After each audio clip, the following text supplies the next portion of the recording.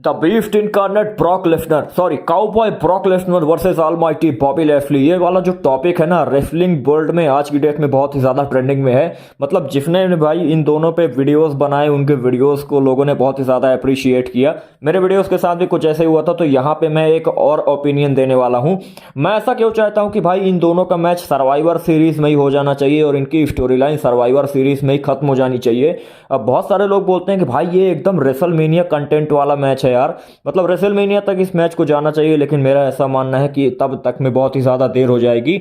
अब यहाँ पे दो रीज़न ऐसे हैं जिससे मेरे को लगता है कि Brock Lesnar versus Bobby Lashley का मैच इसी साल खत्म होना चाहिए। अब यहाँ पे विनर तो मैं नहीं बताने वाला हूँ कि भाई किसको जीतना चाहिए, ये आप कमेंट करके जरूर बता देना, लेकिन यहाँ पे इस मैच के बारे में जो मोमेंटम है ना, वो इसी साल खत्म हो तो बहुत ज़्यादा अच्छा है। अब यहाँ पे जो पहला रीज़न मेरे को ऐसा लगता है वो है सबसे बेहतरीन चीज़ है इस मैच का मोमेंटम। मतलब यहाँ पे जो स्टोरी लाइन चल रही है ना, यहाँ पे कंसिस्टेंसी अगर WWE को बरकरार रखनी है तो इनके मैच को सर्वाइवर सीरीज में ही करा देना चाहिए।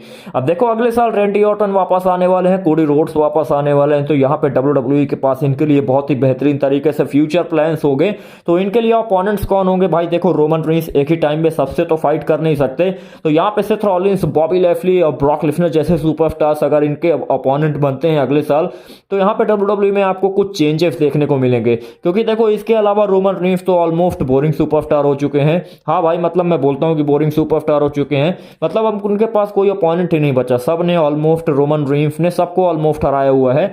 अब रोमन रेंस के बारे में तो किसी और वीडियोस में बात करेंगे। अब देखो मैंने कंसिस्टेंसी की बात की थी ना, तो जिस तरीके से बॉबी लैशली को ब्रॉक लेसनर ने हराया था ना, मतलब कुछ अलग तरीके से ब्रॉक लेसनर ने जीता था इस मैच को। अब यहाँ पे मैच के बारे में तो मैंने ऑलरेडी बात की, लेकिन यहाँ पे जो मैं बोलता हूँ कि मोमेंटम, तो भाई देखो इस वक्त चीजें बहुत ही ज्यादा हीटअप हैं, और यहाँ पे अगर ब्रॉक लेसनर एक बार फिर से रिटर्न करते हैं, मैं 110% गारंटी देता हूं कि भाई बहुत ही ज्यादा व्यूअरशिप में उछाल आएगा।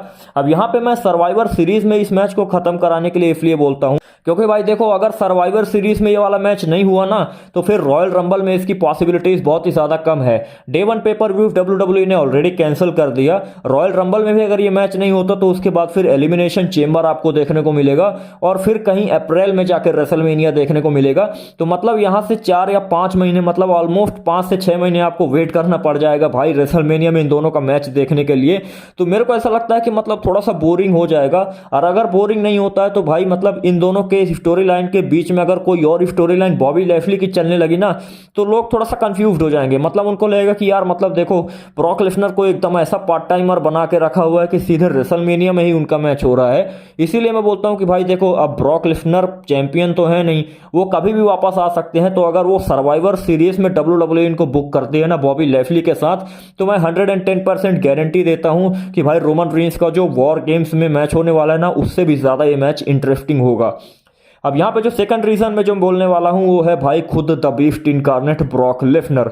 अब देखो इस साल का ब्रॉक लेसनर की परफॉर्मेंस देखो, अगर उनके रेज्यूमे में देखोगे तो लगभग उन्होंने केवल 2 मैचेस ही जीते हैं। एक एलिमिनेशन चेंबर में वो WWE चैंपियन बने थे, और सीधे उसके बाद यहाँ पे भाई बॉबी लैशली को एकदम कॉन्ट्रोवर्शियल तरीके से ब्रॉक लेसनर ने हराया। उसके अलावा भाई 4 मैचेस ब्रॉक लेसनर ने लड़े, जिसमें से रोमन रेंस ने उनको 2 मैचेस में हराया। एक में बॉबी लैशली ने हराया था, और एक लाइव इवेंट था जो कि मेडिसिन स्क्वायर गार्डन में हुआ था, जहां पे ऑस्टिन थ्योरी ने उनको हराया था। सॉरी, ऑस्टिन थ्योरी को ब्रॉक लेसनर ने हराया था, लेकिन वो वाला मैच भी थोड़ा सा गलत तरीके से एंड हो गया था। रोमन रेंस ने इंटरफेयर किया था वहां पे। तो यहां पे मैं इसीलिए बोल रहा हूं कि भाई देखो जिस तरीके से 2022 ब्रॉक लेसनर का निकला है ना, अगर बॉबी लैशली को हरा के अगर अपना ये वाला साल ब्रॉक लेसनर खत्म करते हैं, तो एटलीस्ट मेरे को तो सेटिस्फेक्शन होगी, रियल रेसलिंग फैंस हैं उन्हें भी सेटिस्फेक्शन होगी, भाई ब्रॉक लेसनर फैंस बहुत ही बेहतरीन तरीके से खुश हो जाएंगे। तो कुछ इस तरीके से मैंने 2 रीजंस बताए कि भाई Brock Lesnar versus Bobby Lashley का मैच सर्वाइवर सीरीज में ही हो जाना चाहिए। अब बहुत सारे लोग बोल रहे हैं कि भाई ये स्ट्रीट फाइट मैच होने वाला है, मतलब सर्वाइवर सीरीज, तो मेरा ओपिनियन है, मतलब बहुत सारे लोग ऐसा बोल रहे हैं, यूट्यूबर्स, रेसलिंग यूट्यूबर्स ऐसा बोल रहे हैं कि जब इसका मैच होगा ब्रॉक वर्सेस बॉबी का, चाहे जब भी हो, मतलब रेसलमेनिया में, रॉयल रंबल में, चाहे जहां पे भी हो, इसको स्ट्रीट फाइट मैच होना चाहिए। अब देखो अगर मैं ऐसा बोलूं तो मेरे को लगता है कि स्ट्रीट फाइट से ज्यादा बेहतरीन अगर लास्ट मैन स्टैंडिंग मैच रख दोगे तो वो बहुत ही ज्यादा बेहतरीन होगा। अब देखो ब्रॉक लेसनर का last man standing match Roman Reigns के साथ कितना बेहतरीन था, वो तो आप लोगों ने देख ही लिया, और यहाँ पे कुछ अलग ही करतूत की थी ब्रॉक लेसनर ने। अब भाई बॉबी लेस्ली के साथ ब्रॉक लेसनर अगर मैच देंगे तो उनके हिसाब से एक अच्छी बात ये जरूर होगी कि भाई बॉबी लेस्ली भले ही सुपरस्टार हो, लेकिन बॉबी लेस्ली 1-on-1 फाइट लड़ रहे हैं। यहाँ पे बॉबी लेस्ली के कैरेक्टर के लिए भी बहुत ही बेहतरीन तरीके से चीज़ें जाएंगी।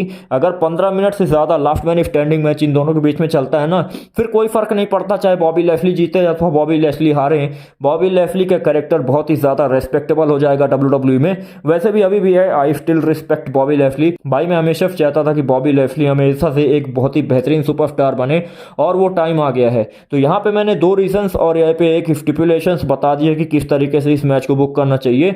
आप अपने कमेंट करके जरूर बताना कि आप इस मैच को कैसे देखते हो। सर्वाइवर सीरीज में ये मैच देखना चाहोगे या फिर भाई 6 महीने बाद रेसलमेनिया में इस मैच को देखना चाहोगे, वो कमेंट करके आप जरूर बताओ। और मेरे चैनल में आप कंटिन्यू रहना भाई। अगर वीडियोस नहीं आते हैं तो अपने से सर्च कर लिया करना, हो सकता है मेरे नोटिफिकेशंस आपको देखने को ना मिले। स्पोर्ट्स सीरीज देखने के लिए बहुत बहुत धन्यवाद।